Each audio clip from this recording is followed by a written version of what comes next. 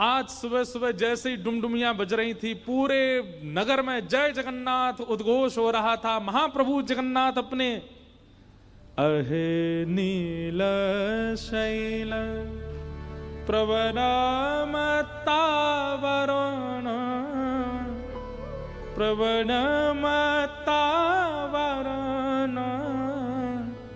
मुआरतनलिनी बनकुकर दलन आहे नील शैल। कहे साल बेग हीन जाति रे यवन। उड़िया भाषा में ये पद है। जब महाप्रभु जगन्नाथ जी रथ यात्रा के लिए आते, मेरे रोंगटे खड़े होते हैं जब मैं ये भाव गाता हूं। साल बेग जो कि एक मुस्लिम का बेटा है, कोसों दूर बैठ करके महाप्रभु जगन्नाथ जी की स्तुति गाता है, और उसकी स्तुति सुनकर के महाप्रभु जगन्नाथ जी का रथ रुक जाता है। क्यों? क्योंकि उसके माता पिता उसको रथ यात्रा में जाने ही नहीं देते।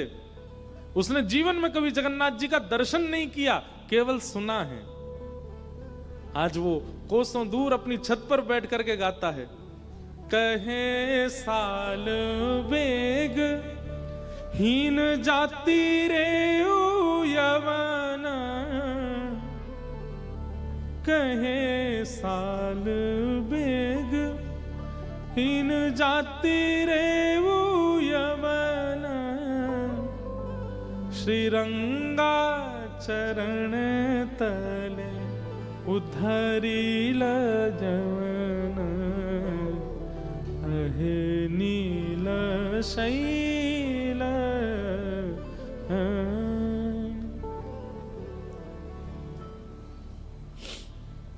महाप्रभु जगन्नाथ जी का रथ रुक गया है।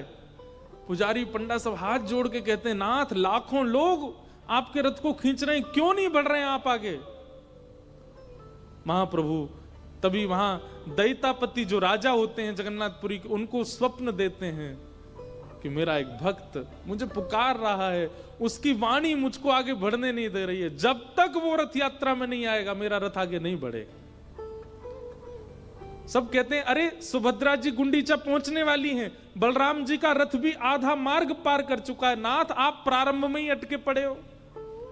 ठाकुर जी बोले, चाहे महीना लग जाए अब रथ आगे नहीं बढ़ेगा, पहले सालबेग को बुलाओ। जब तक सालबेग नहीं आएगा मैं आगे नहीं बढ़ूंगा। में ही अटके पड़े। सब कहते हैं, अरे सुभद्रा जी गुंडीचा पहुंचने वाली हैं, बलराम जी का रथ भी आधा मार्ग पार कर चुका है, नाथ आप प्रारंभ में ही अटके पड़े हो। ठाकुर जी बोले, चाहे महीना लग जाए अब रथ आगे नहीं बढ़ेगा, पहले सालबेग को बुलाओ। जब तक सालबेग नहीं आएगा मैं आगे नहीं बढ़ूंगा। राजा पूरी सेना के साथ और रत्न मंडित पालकी भिजवाता है। उनके पिता बहुत दुष्ट थे सालबेग के, उनको बंदी बना देते हैं, और एक पालकी में माता जी सालबेग की और एक पालकी में पुत्र सालबेग, दोनों को पालकी में लेकर के आते हैं। जिस रथ यात्रा में लाखों लोगों की आंखें, करोड़ों लोगों की आंखें केवल महाप्रभु जी को देखने को तरसती हैं, आज पहली बार वे सबकी आंखें सालबेग को देखने को तरस रही हैं। ऐसा कौन सा भक्त है जिसके लिए ठाकुर जी ने रथ रोक दिया?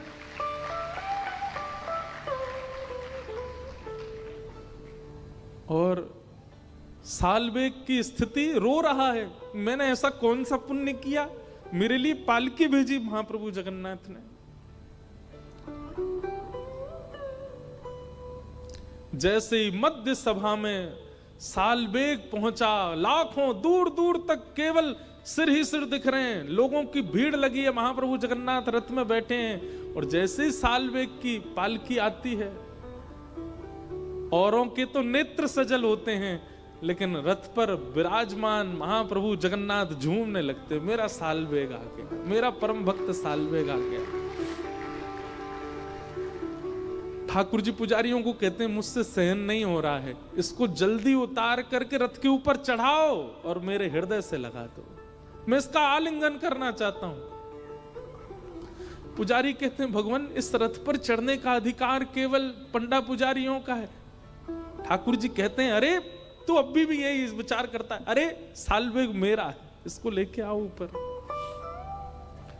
अपने जीवन में पहली बार दर्शन किया है सालवेग, और जैसे ही गए सामने महाप्रभु जगन्नाथ अपने दोनों भुजा मानो सालवेग के लिए पसार रखी है, इसको मेरे हृदय से लगाओ।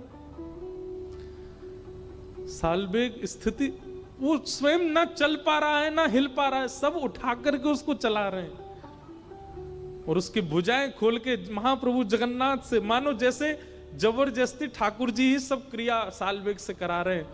और जैसे ही सालवेग अंक में भरता है महाप्रभु जगन्नाथ को, दारू ब्रह्म जगन्नाथ जी के नेत्रों से अश्रु गिरने लगते।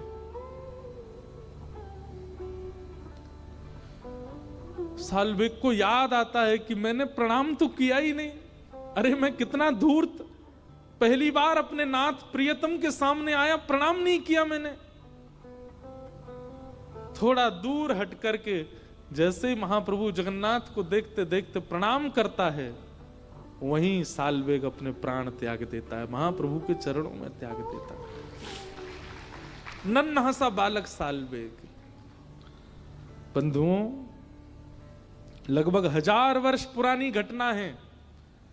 आज भी महाप्रभु जगन्नाथ जी का रथ सालवेग की समाधि के आगे अपने आप रुक जाता है, आज भी रुकते हैं ठाकुर जी।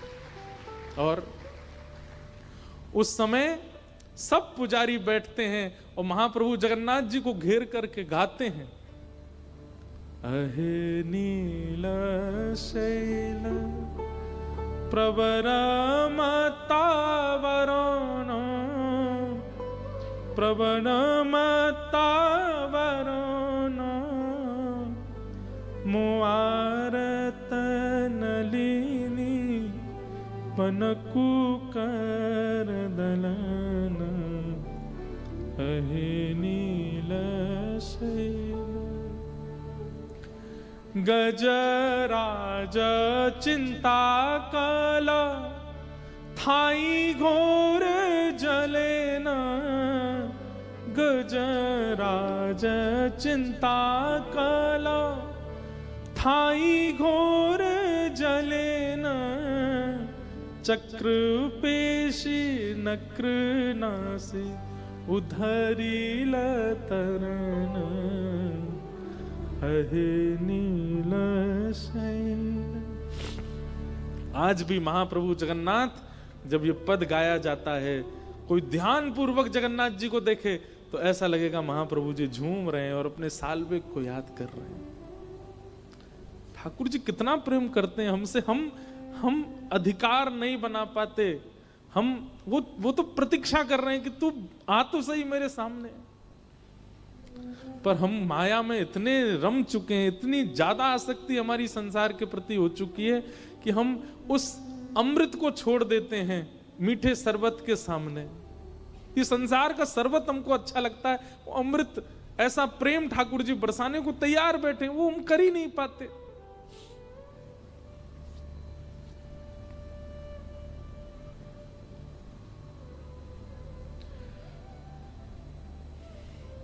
यहां महाप्रभु जगन्नाथ अपने श्री मंदिर से उछल उछल करके आते हैं नीचे, ऐसे कूद के आते हैं। क्यों? मैया से मिलने जा रहे हैं अपनी।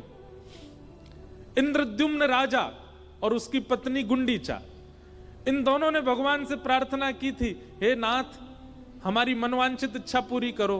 भगवान बोले अपने मन में सोच लो तुम्हें क्या चाहिए।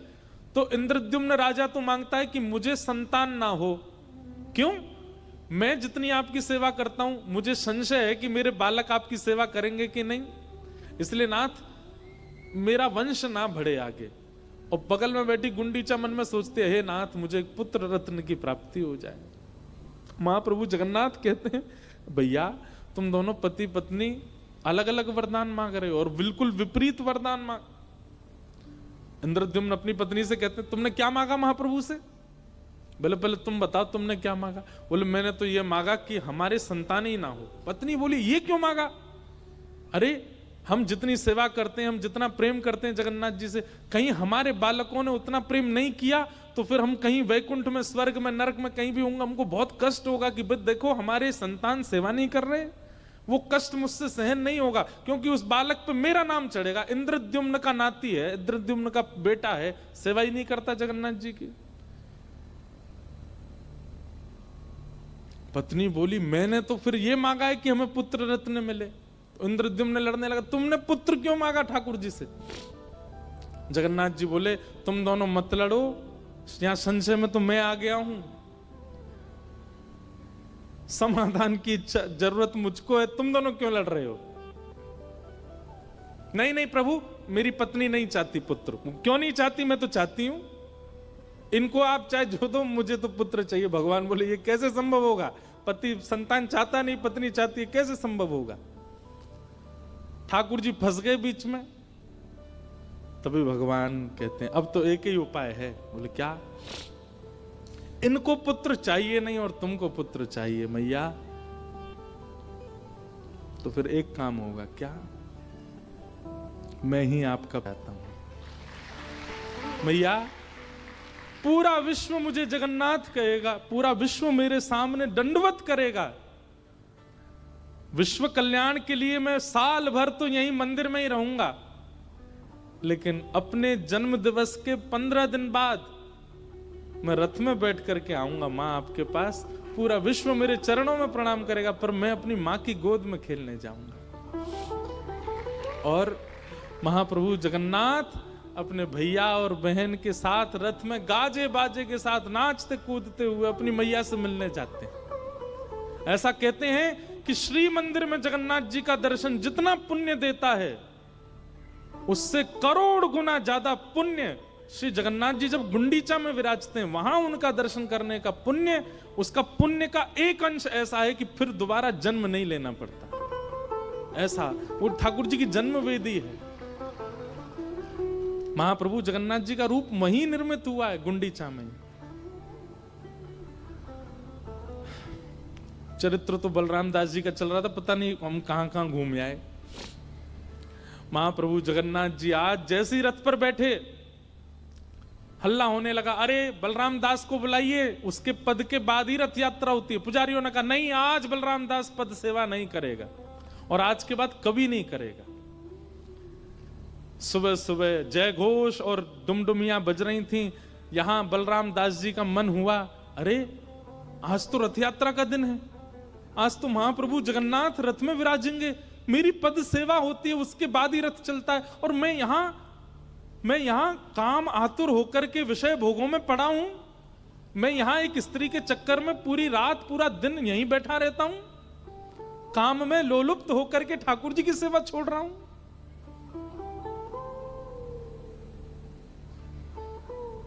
तुरंत स्नान करके रोते बिलखते जा रहे हैं, नाथ मुझे क्षमा कर दो, मैं क्यों नहीं समझ पाया कि मेरा जीवन तो आपकी सेवा के लिए, मैंने क्यों किसी और को अर्पित किया। जैसे ही पहुंचे जगन्नाथ महाप्रभु के रथ के सामने, पुजारियों ने कहा धक्का दो, इसको दूर करो, ये दर्शन का भी अधिकारी नहीं है, वैश्यागमन करता है।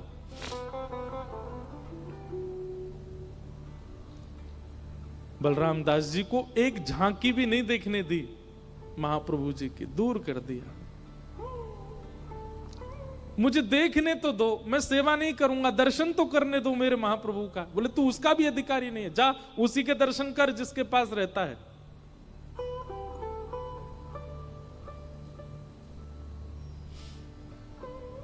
बलराम दास जी रोने लगे, मैं अपराधी हूं नाथ, जन्म से लेके आज तक एक भी रथ यात्रा ऐसी नहीं गई जिसमें आपका दर्शन नहीं हुआ, लेकिन आज अपने ही कुकर्मों के कारण आपका दर्शन नहीं कर पा रहा हूं, और ये मेरा दंड है कि मैं इस बार आपका दर्शन नहीं, मैं स्वीकार करता हूं इस दंड को। और बलराम दास जी चले गए वहां से, समुद्र के तट पर जाकर के रोने लगे, और बार बार मानो समुद्र सागर से कह रहे हैं कि एक ऐसी लहर लाइए, मुझे ले जाइए, मैं जीवित नहीं रहना चाहता। लेकिन क्या करें, तभी मन में आया अपनी सेवा तो मैं कहीं से भी अर्पित कर सकता हूं, जरूरी क्या रथ के आगे बैठूं। तभी एक बालू का, समुद्र की बालू का रथ बनाया, और उस बालूका के रथ में 2 गोल गोल लड्डू एक के ऊपर एक धर दिए, जगन्नाथ जी बन गए रथ के अंदर विराजमान करके, और 2 ऐसे गोल गोल नेत्र पधरा दिए और बैठ गए सामने हाथ जोड़ करके। बलराम दास जी अपनी नित्य की, हर साल की जो उनकी सेवा है वही करने लगे। जैसे ही सेवा प्रारंभ की बलराम दास जी ने गायन करने की, महाप्रभु जगन्नाथ जी का रथ चल पड़ा था, फिर वही हुआ, रुक गए जगन्नाथ जी। लोग खींच खींच करके हार गए, लेकिन महाप्रभु जी का रथ बढ़ा नहीं आगे। सबने दंडवत किया, बोले जय जय, आज क्या हुआ, आज आपका रथ क्यों रुक गया है? अरे हमारे यात्रा का नियम है कि जब तक बलराम दास संगीत सेवा कर नहीं देता तब तक हमारा रथ आगे नहीं बढ़ता। अरे प्रभु, आज तो उसको हमने सेवा से हटा दिया, वो वैश्यागमन करता है, उसका आचरण अच्छा नहीं है, निकाल दिया हमने। आज बलराम दास सेवा नहीं करेगा, आज आपकी रथ यात्रा ऐसे ही होगी। ठाकुर जी बोले पर सेवा तो मेरी हो रही है, बलराम दास तो पद गा रहा है और मैं सुन रहा हूं।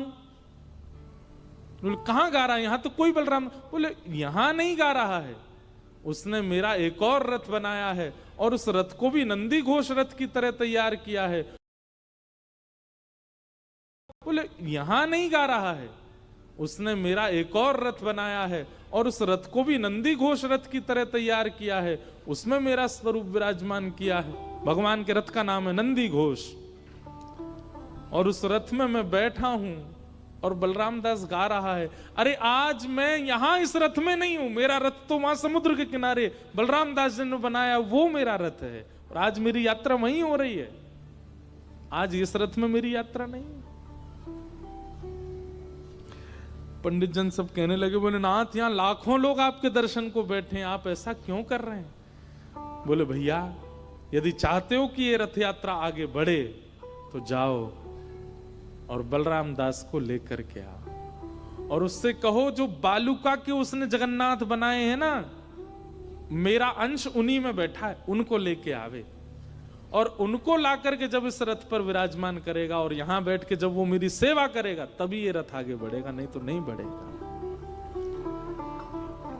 पुजारी जी बोले जय हो भगवान, जिसको पूरा विश्व दुत्कार देता है उसको आप स्वीकार करते हो। भगवान कहते हैं नमे भक्त्या प्रणश्यति, वो मेरा भक्त है, उससे गलती हो गई लेकिन वो गलती स्वीकार करता है, मेरा स्वभाव है उसको क्षमा करना है। वो बलराम दास जी आए, आकर के फिर उन्होंने सेवा की और उस सेवा से प्रसन्न होकर के फिर महाप्रभु जगन्नाथ जी का रथ आगे बढ़ा। कहने का इस भाव को सुनाने का क्या अभिप्राय है कि श्री ठाकुर जी अगर हमसे कोई अपराध बन जाता है, हमसे कोई दोष बन जाता है, तो ठाकुर जी के सन्मुख उसको स्वीकार करो और वचनबद्ध होकर स्वीकार करो कि पुनश्च इसकी आवृत्ति नहीं होगी नाथ, ये मुझसे दोबारा नहीं होगा। ऐसी भावना से जब आप ठाकुर जी के आगे स्वीकारीकरण करते हैं अपने अपराध का, तब ठाकुर जी क्षमा करते हैं।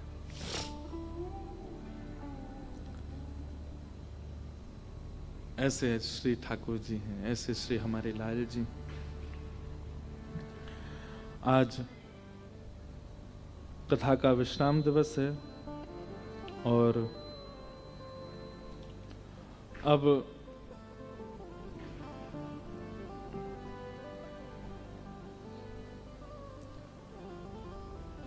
जून में फिर से आना होगा गांधीधाम, तब कुछ भाव आदि श्रवण कराने का अवसर मिलेगा।